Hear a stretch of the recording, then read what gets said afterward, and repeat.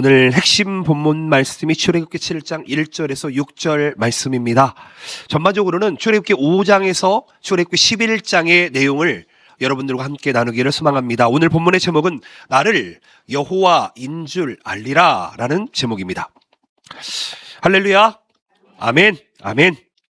출애굽기 13번의 설교 중 오늘은 세 번째 시간을 갖기를 소망합니다. 오늘 우리가 다룰 출애굽기 5장부터 11장 말씀, 이 말씀을 여러분들과 함께 나누기를 소망합니다. 모세와 아론이 애굽의 최고 권력자인 바로왕 앞에 섰습니다. 그리고 이렇게 얘기합니다. 내 백성을 보내라 라고 선포하며 시작되는 치열한 영적 전쟁이 일어나고 있습니다. 바로는요, 여호와가 누구이기에 내가 그의 소리를 듣겠느냐라고 비웃습니다. 오히려 이스라엘 백성들의 노역을 더욱더 가혹하게 만들어냅니다. 이에 하나님은 10가지 재앙을 애굽에 내리기 시작합니다. 나일강을 피로 변하는 것으로 시작해서 개구리, 이, 파리, 악질, 독종, 우박, 메뚜기, 그리고 흑암에 이르는 무시무시한 9가지 재앙을 애굽 전역에 쏟아붓게 됩니다. 여러분, 우리가 이 10가지 재앙 중에 이 9가지 재앙을 보시게 되면 이것은 단순한 자연재해가 아니라는 것을 알아야 됩니다. 당대 최고의 제국이었던 애굽이 섬기고 있는 수많은 우상의 헛됨을 낱낱이 부수시는 하나님의 거룩한 심판이었습니다. 이 애굽 백성들이 섬기던 신들을 하나하나 심판하는 장면이 바로 10가지 재앙이라는 것입니다. 수많은 우상이 지배하는 이 일본 땅도 마찬가지이지 않나라고 생각을 합니다. 일본 땅에 있는 우상을 800만 우상이다라고 이야기합니다. 야오요로즈라고 이야기하면서 많다라는 뜻을 가지고 있습니다. 일본 땅에는 정말 많은 우상이 있습니다. 여기 주변만 다녀도요, 많은 신들을 섬기는 것을 보게 됩니다. 많은 맛제리를 가지고 있습니다. 현황을 섬기고 어떤 동물을 섬기고 어떤 곤충을 섬기고 심지어는 식물도 섬기게 됩니다. 여러분, 우리가 살아가는 이 땅 많은 우상들이 있습니다. 그런데요, 우리가 오늘 말씀을 통해 깨달아야 되는 것은 세상의 헛된 우상을 심판하시는 하나님, 그분이 우리의 하나님이시다라는 것을 발견하시기를 축복드립니다.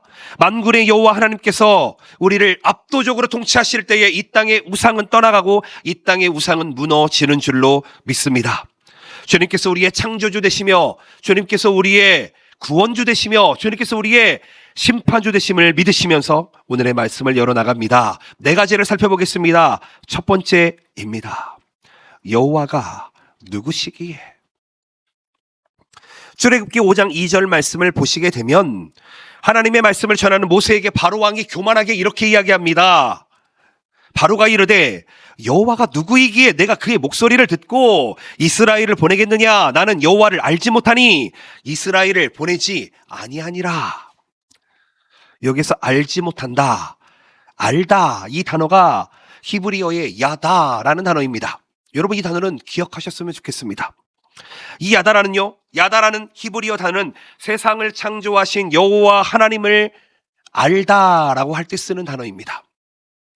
오직 자신의 눈앞에 있는 군대와 경제력, 그리고 자신이 섬기는 애굽의 신들만이 진짜 주인이라고 믿고 있던 바로는 하나님을 알지 못했습니다. 이 바로의 교만한 대답이 오늘날 하나님 없이 살아가는 현대인들의 영적인 무지함을 정확하게 대변하고 있는 것 같습니다. 세상 사람들은요, 눈에 보이지 않는 하나님보다 내 통장에 찍힌 잔고, 그리고 나의 학벌, 내가 다니는 기업, 내가 다니는 학교, 내가 가진 경험, 이것들이 나를 지켜줄 것이라고 생각하고 있습니다. 세상 사람들은요, 예수가 누구이기에 내가 일요일을 휴식하면서 예배를 드려야 되냐라고 생각을 하게 됩니다.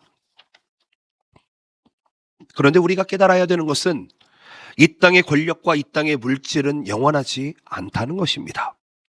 인간이 세운 바벨탑은 하나님의 작은 입김 한 번에도 산산조각 나는 헛된 모래성에 불과하다는 것을 기억하시기를 바랍니다. 우리가 진짜로 두려워해야 되고 진짜 알아야 되는 분이 누구입니까? 바로 하나님인 줄로 믿습니다.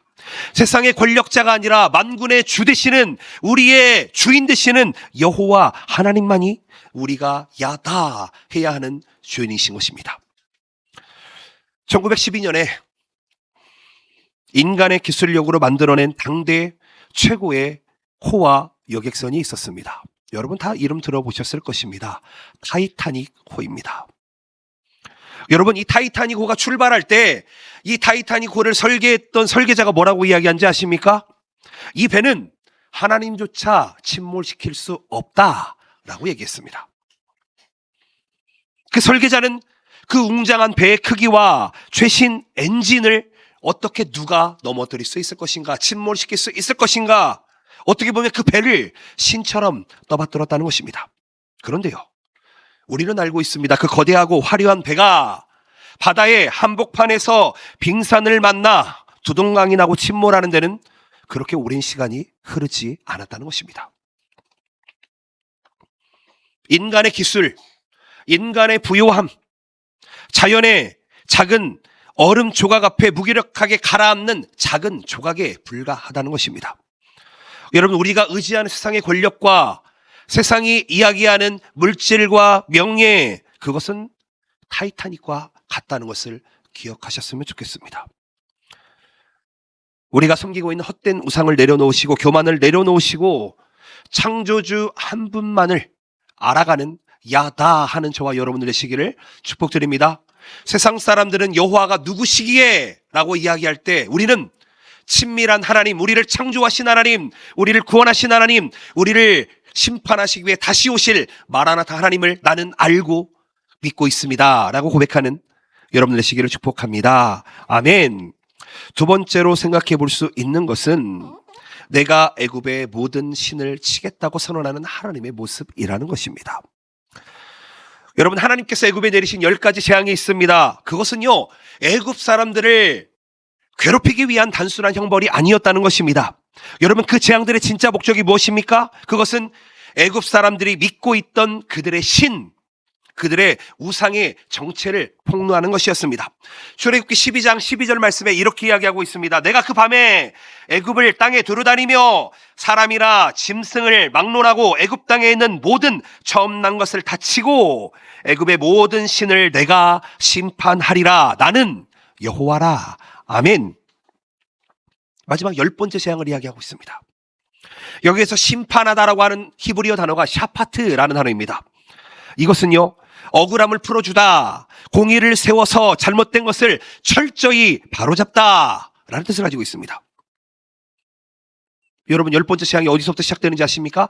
나일강이 핏빛으로 물든 사건으로부터 시작합니다. 나일강을 먼저 심판한다는 것입니다. 나일강의 신인 오시리스를 심판한 것입니다. 그리고 개구리가 등장을 합니다. 개구리의 신이었던 다산의 여신 헤케트를 박살내신 것입니다.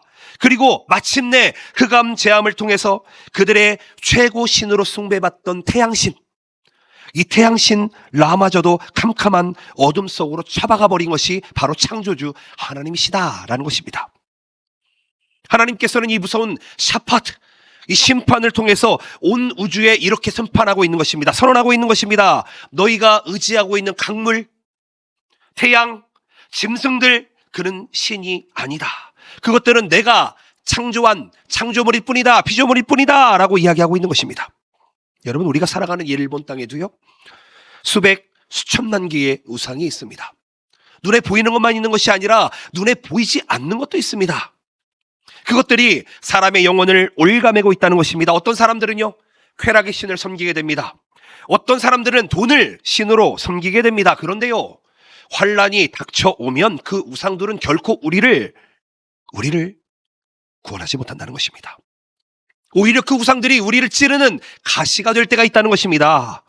여러분, 재앙이 내렸을 때를 생각해 보십시오. 애굽에도 술객들이 있었습니다. 그들은 처음에 모세를 따라했습니다. 만회했습니다. 흉내냈습니다. 그런데 마지막에는 이것은 우리가 흉내낼 수 없는 하나님의 권능이다 라고 하나님 앞에 두 손 두 발 들면서 항복할 수밖에 없었다는 것입니다. 여러분, 저는 어렸을 적에 천둥번개가 치면서 비 오는 날에 이불을 이렇게 둘러쓰면서 무서워했던 적이 있었던 것 같습니다. 여러분, 잘 한번 생각해 봅시다. 어린아이가 방 안에서 혼자 전동멍게가 치는 태풍이 몰아치는 밤에 혼자 있다고 생각해 봅시다. 창문 밖에서 비치는 그 가로등 등불에 벽에 이상한 그림자가 생기게 됩니다. 그러면서 저거는 괴물이야 라고 착각을 합니다.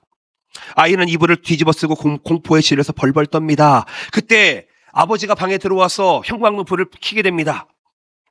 그러면 거기 벽에 있던 그 괴물 같은 그림자는 사라지게 됩니다. 그런데요, 그 괴물 같은 그림자가 어떤 그림자였는지 아십니까? 바깥에서 들어오는 가로등 등빛에, 이 불빛에 이 장난감이 비춰져 가지고 생긴 그림자였습니다. 그냥 작은 장난감 인형만 남게 됩니다. 여러분, 우상이라는 것은 실체가 없습니다. 우상은 그림자인 줄로 믿습니다. 어둠 속에서는요, 그것이 내 인생을 좌지우지하는 것 같은 것처럼 느껴집니다.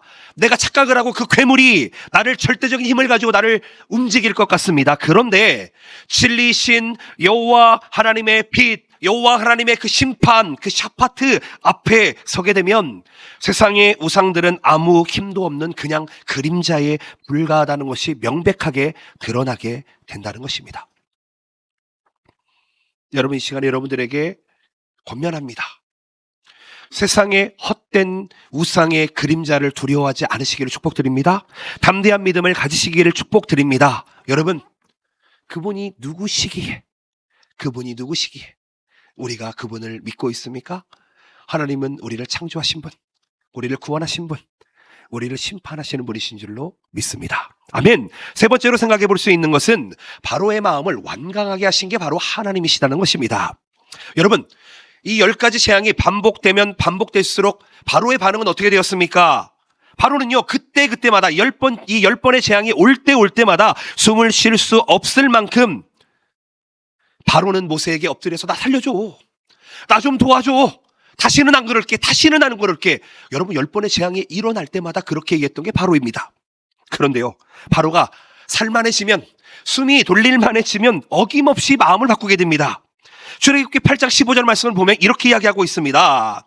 그러나 바로가 숨을 쉴 수 있게 됨을 보았을 때에 그의 마음을 완강하게 하여 그들의 말을 듣지 아니하였으니 여호와께서 말씀하신 것 같더라. 아멘. 꼭 저를 보고 있는 것 같습니다.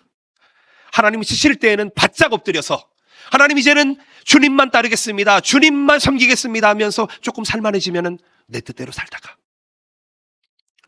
또 살만해지면 내 뜻대로 살다가, 또 한 대 맞으면 주님 앞에 바짝 엎드렸다가, 꼭 저를 보는 것 같습니다. 여기에서 마음을 완강하게 하였다라는 단어가요, 카베드라는 단어를 사용하고 있습니다. 여러분, 이 단어가 왜 중요하냐면은 이 단어를 긍정적으로 하나님께 사용했을 때는 이 카베드가 영광이라는 단어로 사용됩니다. 그런데 이게 사람의 마음에 이게 부정적으로 쓰일 때는 이게 진리의 말씀이 도무지 뚫고 들어갈 수 없는 단단함, 마음이 납덩이처럼 무거워져 있고 바위처럼 무감각해져서 굳어버린 영적인 끔찍한 상태를 이야기하는 단어가 된다는 것입니다. 바로의 마음이 완악해진 이유가 무엇입니까?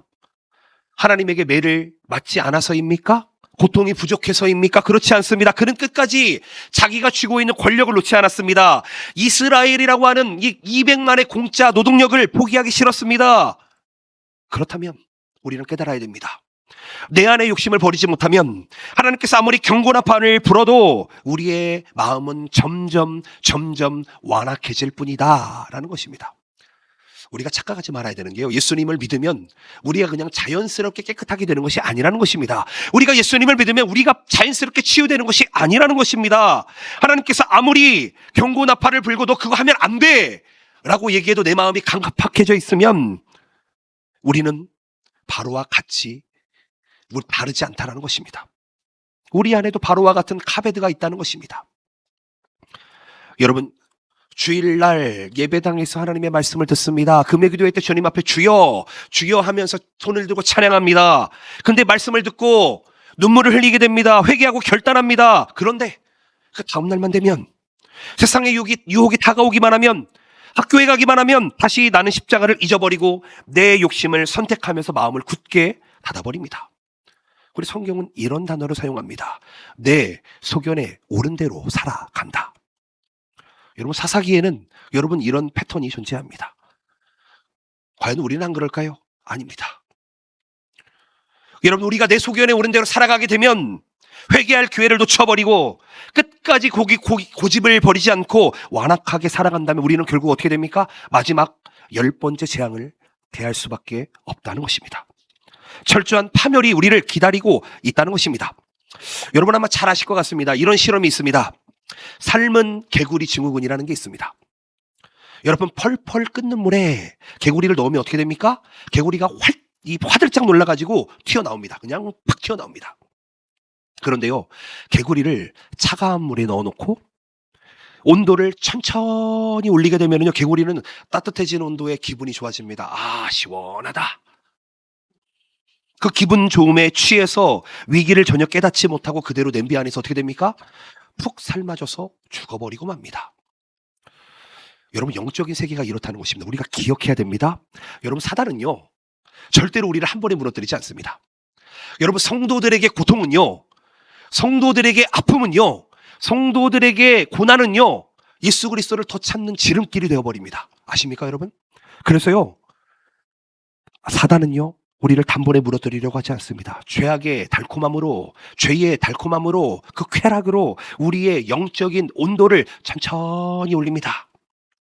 그러면 어떻게 됩니까? 마음의 양심의 가책이 무뎌지게 됩니다. 우리의 마음이 완악하게 됩니다. 가베드하게 됩니다. 납덩이처럼 돼버립니다. 그럼 어떻게 됩니까? 우리는 내가 지금 삶아지는지도 모르고 영적으로 냄비 안에 있는 개구리처럼 영적인 죽음을 맞이하게 된다는 것입니다. 사랑하는 성도 여러분, 내 심령이 세상에 무뎌지기 전에, 영적으로 죽음에 이르기 전에 눈물로 마음을 찢고 주님께 돌이키시는 회개하시기를 예수님의 이름으로 축복드립니다. 아멘. 여러분, 우리는 깨달아야 됩니다. 10가지 재앙을 통해서 하나님께서 우리를 얼마나 사랑하시는지를, 그 매를 통해서 봐라, 이게 바로 내가 여호와다 라는 것을 보여주고 있다는 것입니다. 마지막으로 생각해 볼 수 있는 네 번째는 고센 땅을 구별했다라는 것입니다.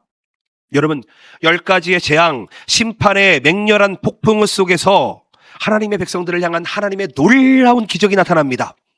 여러분, 네 번째 재앙이 뭔지 아십니까? 파리떼 재앙입니다. 파리떼. 제가 보니까 요즘 청년들은 바퀴벌레를 정말 무서워하는 것 같습니다. 바퀴벌레를 정말 무서워하는 것 같습니다. 어렸을 때 저는 시골에서 자라가지고 이런 곤충이나 이런 것들을 막 잡고 가지고 놀고 했었는데, 그렇게 저는 사실 바퀴벌레가 그렇게 무섭지는 않습니다. 사실 집안에 쥐가 들어왔는데도요, 쥐를 그냥 딱 잡아가지고 내줬습니다. 여러분, 파리가 그냥 파리가 아닙니다. 이집트에 있는 파리는 우리가 많은 이 조그마한 파리가 아닙니다. 아주 큰 파리를 이야기합니다. 그리고 이집트에서는 그 파리를 섬기고 있었습니다. 하나님은 지금 아주 특별한 선언을 하고 계십니다. 출애굽기 8장 22절 말씀을 보시면 이렇게 나옵니다. 그날에 나는 내 백성이 거주하는 고센 땅을 구별하여 그곳에 파리가 없게 하리니 이로 말미암아 이 땅에서 내가 여호와인 줄을 네가 알게 될 것이다. 아멘. 지금 하나님이 10가지 재앙을 주시는 이유가 무엇입니까? 내가 여호와인 줄을 알게 하려 하기 위해서 지금 주고 계십니다. 누구에게요? 이집트 백성에게요. 그리고 이스라엘 백성에게요. 여기서 구별하다라는 단어가요, 팔라라는 단어인데요, 이 단어는 그냥 선을 긋는다는 뜻이 아닙니다. 주변의 모든 것이 초토화되고 심판을 받는 끔찍한 재앙의 한복판에서 당신의 백성만큼은 머리털 하나 상하지 않도록 하나님께서 직접 벽을 치신다라는 뜻을 가지고 있습니다. 기적적으로 완벽하게 보호해 주신다라는 뜻을 가지고 있는 단어가 바로 팔라라는 단어입니다. 그 재앙과 나를 완벽하게 구별하신다는 것입니다. 이거는 엄청난 은혜의 단어입니다. 애굽 땅 전역들은요, 파리가 넘쳐나고 있었습니다. 여러분, 파리가 넘쳐나는 곳이 보통 어딘지 아십니까? 배설물입니다. 썩은 시체에 파리가 넘쳐납니다. 애굽 땅 전역에 썩은 냄새가 진동하고 있다는 것입니다. 우박이 떨어져서 불바다가 되고 3일 동안 한 치 앞도 보이지 않는 칠흑 같은 흑암에 덮여졌습니다. 그런데 놀랍게도 이스라엘 백성들이 머물고 있던 그 동네, 그 고센 땅에는 항상 밝은 빛이 있었고 파리 한 마리 날아들지 않았다라고 성경은 이야기하고 있습니다. 여러분, 이것이 세상을 살아가는 우리 성도들의 특권인 줄로 믿습니다. 세상은 고통당하겠지만 우리는 하나님께서 반드시 구별해서 팔라에서 우리를 지켜주시는 줄로 믿습니다. 여러분, 경제적으로 위기가 닥치고 전염병이 창궐하고 혹 우리가 살아가는 이 일본 사회가 우울함으로 절망의 흑암으로 덮여간다 할지라도 두려워하지 않는 저와 여러분들 되시기를 축복드립니다. 예수 그리스도의 보혈 안에 머무는 자들에게는 하나님께서 친히 우리의 가정과 우리의 일터와 우리의 자녀들 그리고 또 우리의 삶을 지켜주시는 팔라의 벽을 쳐주신다는 것입니다. 구별해 준다는 것입니다. 방어해 준다는 것입니다. 여러분, 고센 땅이 구별되었던 것은 인간의 힘이 아니었습니다. 인간의 노력이 아니었습니다. 전적으로 하나님의 은혜였다는 것을 기억하시기를 축복드립니다. 여러분, 산불이 났을 때 산불을 어떻게 막는지 아십니까? 여러분, 정말로 후지산같이 산림이 우거진 거대한 산에 산불이 났다고 한번 생각해 보십시오. 여러분, 산불은요 어마어마한 속도로 퍼지게 됩니다. 불길은 무거운 기세로 모든 나무를 집어삼키면서 그 주변에 있는 곳으로 다 퍼져나갑니다. 그 가운데 마을이 있다면 마을로도 가게 됩니다. 이때는요 소방관들은 불을 끄기 위해서 불길이 닿기 전 산의 중간 지점에 나무들을 미리 뱁니다. 흙을 파냅니다. 그래서 거기에 방화선이라는 것을 구축하게 됩니다. 여러분, 산불을 끄기 위해서는 물로 끄지 않습니다. 산불이 오지 못하도록 나무를 베어서 불이 넘어가지 못하도록 하는 것입니다. 그 방화선이 중요합니다. 수십 미터의 불기둥이 무섭게 몰려오다가도 이 방화선 앞에 서게 되면 더 이상 타들어갈 나무가 없기 때문에 불길이 뚝 끊어지게 됩니다. 그렇다면 그 안에 있는 마을은 안전할 수가 있습니다. 하나님께서 세상으로부터 우리를 구별하십니다. 방화선을 구축하셔서 우리를 구별하십니다. 여러분, 이 은혜가 바로 우리에게 있다는 것을 기억하셨으면 좋겠습니다. 저는 이 동경복음교회가 하나님의 피난처인 줄로 믿습니다. 우리의 가정이 하나님께서 세워주시는 바위가 되며 우리가 하나님께 세우시는 반석이 되는 줄로 믿습니다. 세상의 멸망, 심판의 불길이 애굽을 향해 맹렬하게 타들어올지라도 하나님께서 터주신 이 방화선이 있다면, 이 팔라가 있다면 우리들은 어떠한 재앙 앞에서도 가장 안전하고 가장 완벽하게 보호받는 줄로 믿습니다. 아멘. 짧은 시간이었습니다. 말씀을 전했습니다. 여러분 혹시 들어오실 때 받으신 한 장의 종이를 보시면서 오늘 말씀을 한번 정리해 봤으면 좋겠습니다. 여러분, 출애굽기에 나타난 10가지 재앙은요 단순히 그냥 옛날 이야기가 아닙니다. 과거의 이야기가 아니라는 것입니다. 하나님께서는 교만하게 하나님을 알지 못했던 바로를 꺾으셨습니다. 하나님을 야다하지 못했던 바로를 꺾으시고 우리에게 말씀하십니다. 하나님을 알아야지, 하나님을 경험해야지, 하나님을 친밀하게 이해하고 하나님을 경험해야지 우리가 살 수 있다고 말씀하고 있습니다. 그리고 하나님께서는 세상의 모든 우상을 지금 철저하게 샤파트 심판하고 계심을 기억하시기 바랍니다. 그리고 그 고난 앞에서도, 그 심판 앞에서도 돌이키지 않고 마음을 완악하게 가졌던 것은 바로의 뜻이 아니었습니다. 하나님께서 그를 완악하게 만들었습니다. 멸망의 길로 가게 했다는 것입니다. 혹 내 마음이 완악하다면, 내 마음이 단단하다면 주님 앞에 나와 회개하면서 하나님 부드러운 마음을 허락하여 주시옵소서, 나를 긍휼히 여겨 주시옵소서 라고 고백하는 여러분들 되시기를 바랍니다. 하나님께서는 재앙의 한복판에서도, 재난의 한복판에서도 곧센 땅을 기적처럼 구별해 주셨습니다. 팔라로 지켜 주셨습니다. 하나님의 완벽한 보호막으로 품어 주셨습니다. 오직 예수 그리스도의 보혈만을 의지하며 세상의 우상을 깨부시고 당당하게 이번 한 주간을 살아가시는 저와 여러분들 되시기를, 승리자 되시기를 예수님의 이름으로 축복드립니다. 아멘. 기도하시겠습니다.